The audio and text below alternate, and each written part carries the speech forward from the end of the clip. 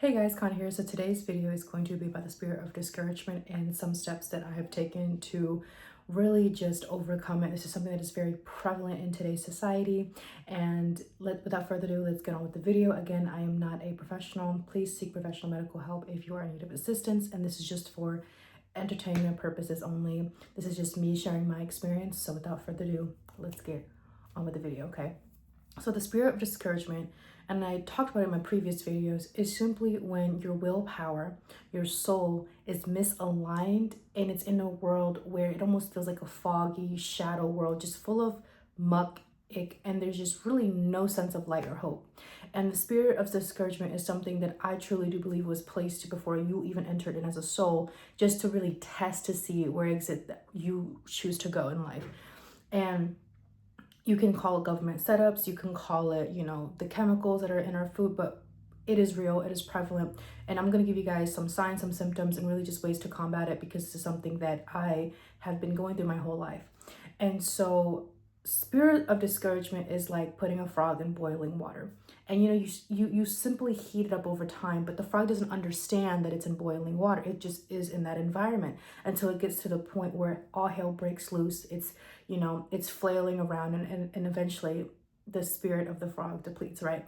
And so the frog, without conscious awareness, stays in that boiling water or that world of the spiritual discouragement. And so the reason why I'm using that analogy is because that's our society. Is we don't know what we're going through until we get to the end product, and then we have to go back in time and figure out, okay, what was the root cause of discouragement? Where did it come from?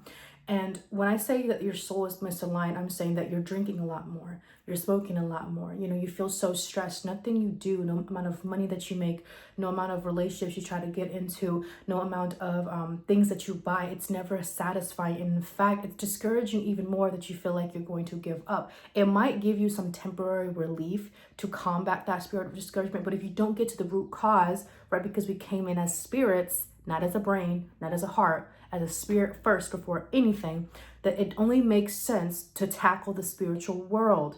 And in this case, the discouragement spirit. So this discouragement spirit, and with my journey of dark magic and witchcraft and really just going to the shaman, I've realized it's very prevalent. So I want you guys to think about the movie Lord of the Rings, okay? So Frodo has one goal, which is to destroy the ring. And your goal is to live in your purpose, is to be the most authentic version of yourself.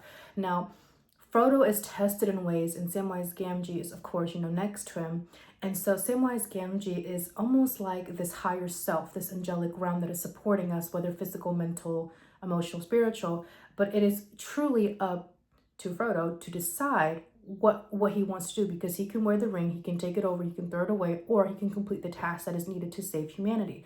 And so with the spirit of discouragement, he's faced with a lot of like Golem. He's faced with Golem. He's faced with different trolls and beasts, and he's faced with different dragons. And at one point, he got stabbed by, what is it, the nine riders or something like that. And so that's how the spirit of discouragement works. Is in the spiritual world, there are spirits that you can't see. There are spirits that they either communicate with you through visions, or they communicate with you sound. And so what I mean by that is, let's say for example, you have a dream, and then everyone in your family is dying, that you can't achieve it, or you have like a body goal that you want to achieve, and there's this voice of like, you can never do it, you should just give up right now. That is the spirit of discouragement. The spirit of discouragement knows your potential. It only goes, again, remember, darkness only goes to those that it knows has potential. I'm not going to destroy, as a broken woman in the past, or as any woman you see in our society, a woman is not going to destroy a man that has a healthy home, because that man understands the assignment and knows what to do to protect his family. A woman is naturally going to go to someone that is weak, okay, that it knows it can get a hold of. And so the spirit of discouragement is like that. It goes to you because, of course, you have potential, okay, you can right your wrongs in this case, but it goes to you because it knows you are the star. You are a star, being a stardust. All light belongs to you. So if it can snuff out this your soul, and in this case using discouragement, right, it will win it will win the battle. And so this is all crazy talk until you go to the cemetery and you realize that's the richest place in the world, because that's where dreams could have been but never have been, okay? And so that's what I'm talking about, is spirit of discouragement operates your entire life, decades after decades after decades, until you find yourself in your deathbed and you realize you should have chased after the girl. You should have started that business. What was all that fear for? So the spirit of discouragement doesn't just work in one thought alone, right? It follows you until you recognize and snuff it out. And so now with that being said, is how exactly do you recognize the spirit of discouragement? Because I gave you guys some examples. It can come through as like through your family members. It can come through voices in your head. And one of the things that I want to share, a personal story, is that when I was going through my witchcraft journey, and I really dove deep into that world, and at one point I got lost in that world, I had to really ask for God to guide me back home. And what I mean by that is I couldn't help but be filled with so much fear that I didn't even want to live, like I didn't want to get out of my bedroom. Okay, that was one of the signs, is I didn't want to get out of my bedroom. I didn't want to get better. I kept thinking of all the negative things that would happen, and it just wasted all of my energy in something that doesn't even exist. So spirit of discouragement robs you of your soul by using guilt, shame, doubt, and past resume experiences to stop you from reaching your potential. Especially if you know you could do it, but the voices speak louder, okay? You're going to have to operate louder and stronger. And so the spirit of discouragement, again, operates through using your past experiences of what you've done to stop you from reaching your potential. And it works so well. And the reason why it works so well is because you don't know the truth of who you are. So to battle the spirit of discouragement is to understand, even if you made mistakes, even if you hurt someone, what are you going to do about it? And that is where, again, Frodo could have had, he could have wore the ring and took them to himself, but he decided on a more higher level to do his job no matter what situation he's brought into. So in this case, is that it's really just the universe weeding out, okay? People think that witchcraft and dark magic and these demonic entities are something that is stronger than you, but if all light belongs to you and you're made in the image of the Most High, it is your own perception, okay, that is allowing the spirit of discouragement to come into your life. And what I mean by that is, if you work hard, if you show up for your family, but you still tell yourself that there's something wrong with you, you need to be better, you're allowing the spirit of discouragement into your life. If you're doing the best you can, maybe you're a single mom, a divorcee, whatever that is, and you're showing up the best you can, what you got, but you're allowing these voices to tell you, you will end up exactly the place that you fear the most, which is the place of despair. And so the spirit of discouragement is a very, very tricky spirit, because it's one of those things that you don't see unless you have a spiritual gift. You don't see. The spirit of discouragement is, oh, this is an example when I was 200 pounds, okay? Oh, you can have the pizza. Oh, wait, you don't have to go to the gym. Oh, wait, no one's actually going to love you. So you might as well stay in this relationship and deal with all this, So the spirit of discouragement is made to put you in a luck cage. And people think it's woo-woo, like, oh, there's no such thing as a spiritual world. But then how do you explain your presence here? Because you were a spirit before you came into this world. You were a soul. And so you have to believe in the unseen to see how it operates. And so with the spirit of discouragement is, it isn't just about that you can't do something or that you can't achieve your dreams. It's about you consciously choosing to believe in a lie based on malfunction thinking that that's how your life is going to be forever. So to combat that is the truth. And that the truth of who you are is that if all light belongs to you, then liberation belongs to you, because you're breathing the same breath as Christ, as the Hartha Gautama, as all these ancient ones that walked in this earth. So all power belongs to you. You're just telling yourself that it doesn't. So back to my witchcraft journey is, once I battled the spirit of discouragement, I was alone in the wilderness for a year and a half. Even though I was working, I was in relationships, I was showing up myself, I felt like my soul was caged in glass, like in a world where I wasn't resting. I was anxious all the time. That's when I realized my health at that point was declining, or my finances were going down. So the spirit of discouragement is very, very smart, because it tackles in a way where you don't see it coming until a year goes by, or 5 years of that relationship, or 5 years of that health journey go by. You are now the result of a thought you didn't know you were conscious of. It attacks your thoughts. So if the spirit of the discouragement can attack your thoughts, then you can actually protect yourself from those thoughts. And the first thing that I tell myself all the time is I pray. People think prayer is something religious. No, prayer is a love language of the soul. You came in as a spirit and as a soul. So to protect your soul is the first form of any protection when it comes to any fear, doubt, shame, guilt. Again, I talk about it. Spirit of discouragement comes from the misalignment of your soul to the reality that you're supposed to live in. So it's really just your soul communicating with you that you're not where you need to be and you need to figure something out. So again, I would pray first. That's the first thing that I did was I prayed. I made a 40-minute prayer.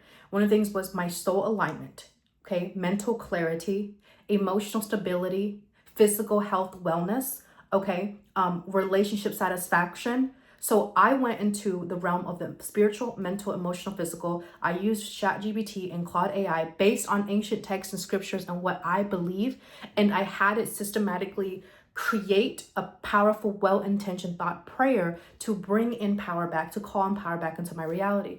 Just like how you can work a 9-to-5 job, okay, or work 2 jobs, pushing 80 hours a week, and you're bringing that money in, you're calling that money into reality to help sustain you. So in the world of the spirit, in the world of the mind, in trying to battle the spirit of discouragement, you need to call your power back. In this case, energy. In this case, health. And people don't realize you can call upon the divine to help. You can call upon Archangel Michael, Gabriel, Raphael, Uriel. You can call upon your ancestors of love and of light. You can call upon the great source of all that is. You can call upon Jesus the Christ. You can call upon Allah. You can call upon all that. You cannot sit here and tell yourself that you're in this journey alone when God is everywhere. That is the first mistake. So prayer is to combat, okay, and protect your soul, to keep it aligned, to not allow the spirit of discouragement to come in. It's almost like a river dam, right? Eventually you have this dam, okay, when you come in as an innocent being, and then all of a sudden, okay, these leaks happen. You get hurt, you get abused, and eventually the dam breaks, and eventually the water floods. And this is what the spirit of discouragement does. It pokes and it pries at this river dam that you've built, that God has built. It's just a test. And that's what life is. You just get stronger, you get better. It's something that's inevitable. Pain is inevitable, but suffering can be reduced. And so I'm telling you guys this is that it might start off as trauma, then it goes to alcohol, then liver function, and then like kidney failure. So you see, this is what the spirit of discouragement does. And the thing is, one of the lies that people believe is that they can never amount to anything, or that the reality doesn't exist, or that they can't never think beyond what they're experiencing. And that is absolutely true. Because all you've been thinking about and living is hell. So how could you possibly believe that something like that is absolutely possible, where you can reach paradise? But I'm here to hold your hand. I'm here to tell you prayer is a form of spiritual protection to align you to the highest version of yourself. Your soul knows who you are. But the moment you came into this world as a spiritual being, it was robbed of its innocence. Okay, it's all systematically placed. If you don't believe, this is exactly the reason why 99% of the people in this world don't believe in love, or they don't know how to feel safe within themselves. They don't know how to love themselves. It's exactly why consumerism and chronic discontentment is running around. So prayer isn't just woo-woo science. No, there's literally science that proves that prayer protects. So again, establish a prayer life. If you want the marriage, if you want the life, if you want the business, you have to be intentional and prayerful, okay? The second thing is, and I talk about this, is establishing 4 pillars. Okay, prayer is great. That's to work in the spirit and the soul. So you have 4 pillars in life. You have spiritual, mental, emotional, physical. Spiritual, we establish the prayers, the meditations of gratitude. This is to put yourself in alignment with the quantum field of infinite possibilities. Now it's mental. Your mind is a laser point projection. If you point to somewhere, your mind will go. It does not know the difference. It's never been outside your body. You have to be brave enough to believe something that doesn't even exist. And that's where faith comes in, okay? Faith isn't just from the heart, it's also from the mind. And so whether it's printing out vision boards, I literally have like pictures of my reality that I want. I literally have like Conde in her wedding dress and like her cars and stuff. No one is going to believe you. This is exactly why your mind needs to be strong, because your mind is going to be in a constant battlefield every single day, okay? Your mind is going to question a lot of things. So if you can go into this garden of your mind and build a gate and create an inner sanctuary where you're your greatest sanctuary, okay, nothing in the world can ever enter the garden that you have created. And so with that being said, is if you can strengthen your mind, right? Pray for your soul, strengthen your mind, create emotional alignment and balance. So if you got resentment, hate, and guilt, you're gonna have to do more work than that. And so, and then physical, right? Take care of your health. Witchcraft comes from you consciously or unconsciously knowing what you put into your body, what you put into your mind and your spirit. And so the spirit of discouragement doesn't just operate in a place of telling you lies and negativity, but because you choose to believe those lies, again, because you don't know, malfunction in thinking, you feel as though that's what you deserve, so you do things to validate that. And here's an example that I want to give you. Okay, so Conde, when I was 200 pounds and I was overweight, I didn't know exactly what to do, but I just knew how to do something. I didn't know what I was doing for the first really like 6 months. And I got to the point where I was like, wow, I'm 200 pounds. And no one believed that I was able to lose that weight, but I did it in a year. Okay. And how did I do that? How did I go from, at one point I was like 115, then to 200 pounds? I put on 85 pounds of weight within a span of a year in a toxic relationship, you know, and when things didn't work out, it was, the spirit of discouragement was louder than anything I've ever heard. And it just felt like I was not living, I was observing my life, and I was seeing myself suffer every single day. And like, I'm here, but I'm seeing myself from the projection, and I felt like I wasn't even living at all. And that's what the spirit of discouragement does, is it really robs you of the present moment. And so it robs you of the present moment, it steals your energy, and it makes you believe in something that's not true. So how I was able to do that is for a whole fucking year, I established a prayer. I was intentful. No one came to save me, okay? No one came to give me a hug. I was in a different city alone and living in my car. I was 200 pounds, so I went to the gym for like 4.5 hours. I did the sauna, the steam room. I cleaned up my diet. I was working 16-hour shifts, 90 hours a week. I was busting my ass off. I got myself a little room, and I started healing. That was my healing journey back in 2022, 2023. And I say this is because the spirit of discouragement speaks louder, but you must do better. It is the conscious choice from the soul, from the will, okay, to battle this. Because if all light belongs to you, nothing in this world could ever make you ever believe that you're small, unless you had trauma from the past, which I did. So I had to go into this world and heal it myself before I am this woman that I am today. And again, establish a prayerful life. Focus on the 4 pillars, right? Spiritual, mental, emotional, physical. And the third thing is consistency. Perfect practice makes perfect. Okay, there's exactly a reason why the most successful people have a routine. The problem is the world has created an idea that you have the free will to do so and you can do whatever it is that you want. Well, if you do whatever it is that you want, this is exactly the reason why you never get better. Okay, because you're not disciplined, you're not consistent in what you do, you don't keep promises to yourself. This is exactly why 2 out of 3 people in this world are overweight in the West. It's not 1 out of 3, it's 2 out of 3. Okay, and this is exactly the reason why autoimmune disease in women is on the rise. So this whole idea of free will, you can do whatever you want, it doesn't matter, you have a career, you have this money, but the spirit of discouragement, the spirit that enslaves you to the past, it is so prevalent, and you don't realize that you're going through this at all. That's the thing. That's the thing. It is so smart. It makes you believe that everyone is going through what you're going through and that you don't deserve better, and there's nothing better out there for you. And you don't realize it's a spirit of discouragement because you're constantly in survival. You're not thinking, you're just trying to chase the next bread, the next bag. And in high school, I remember people saying, oh, like, get the bag, girl, get the bag. So I followed that trend. You know, I was chasing the world of darkness and all of the materialistic things until I realized I wasn't investing in my soul or in my mind or in my emotions. My heart was blocked. My mind was calloused. Okay, my body was fucked up. So when I tell you guys the spirit of discouragement was operating way before. It will send things, like people talk about the law of attraction, like you are what you attract, right? So the spirit of discouragement works in that favor, right? You are what you attract. You get into relationships to heal and to do the actual internal work. And so this people think that it's easy. People think that healing is easy, awareness is easy, self-development is easy, like, oh, you can do anything. But this is a 5-year process. It's a 5-year process, and no one is going to come and do it for you.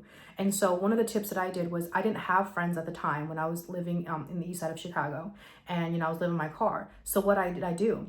I chose 5 people that I looked up to virtually. Okay. And then I pretended to have conversations with them. And that's how desperate I was to get out of this. You have to have this desire and this burning rage to get into the reality that you know you deserve. And until you get into the reality, you have to utilize your fear, your rage, your guilt, and find a way. Find a way until you can let go of that when you get into that reality and that paradise. So again, establish a prayerful life. Okay, establish the 4 pillars, because when one fails, you have the other 3 to rely on. And perfect practice makes perfect. And this is a place for grace. This is a place for understanding. It's so easy for us to work 80 hours, but it's not easy for us to sit with ourselves and wonder why our life is the way it is. And feeling the shame, the guilt, and the fear, because it's naturally normal. You are not your emotions. You're just experiencing them, okay? Again, you're not your emotions. You're just experiencing them. There is a life greater. From witchcraft to wisdom, that is what I have for you guys today. You can have anything. Even if you've been abused, you can have the reality where there is love. The people do love you. You know, you can walk in your purpose. And all it takes, okay, is the intention, the awareness, okay, to recognize this is not the reality that you want and to do something about it. And I hope that this video, guys, inspires you, because it's not easy to personally develop yourself, your soul, and to flourish and to thrive, especially when there's so much information. It actually creates a fear state where you're chasing the next best thing, but you're never actually implementing anything. You're just fearing. And so again, trust that you have what it takes, that you absolutely have the faith, you absolutely have the courage. And again, like I always say, be fruitful, go forth, and multiply Christ consciousness. Again, I feel my spirit to say that you need to be nicer to yourself. You need to be kinder to yourself and give yourself grace. This is the first time you are a human being in this body, in this timeline.